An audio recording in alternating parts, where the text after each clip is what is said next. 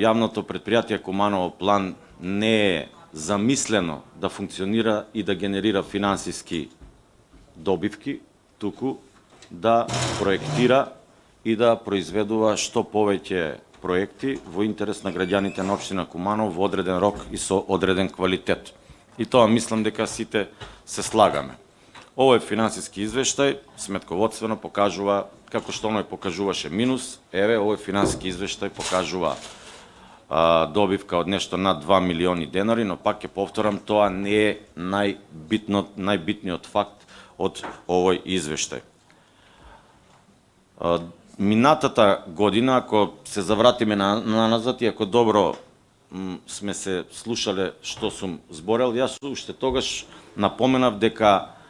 многу големо внимание мора да се обрне на самиот стручен кадар во јавното предпријатие, бидејќи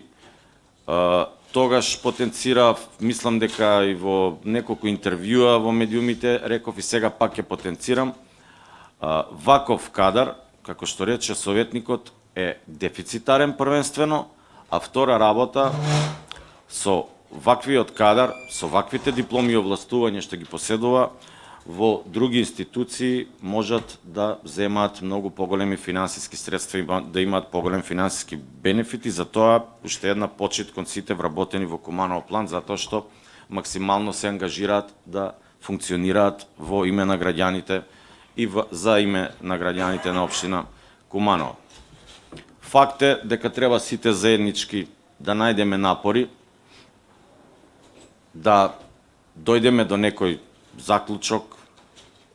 заеднички сите, да најдеме модус како да ги мотивираме дополнително вработените во ово јавно предпријатие, затоа што пред нас како јавно предпријатие предстои еден период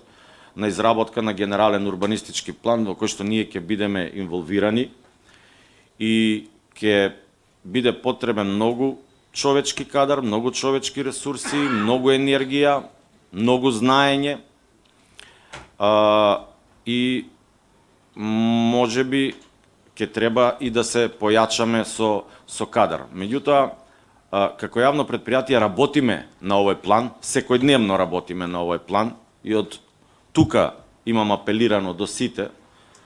да помогнат на овој план. Меѓутоа, оди тешко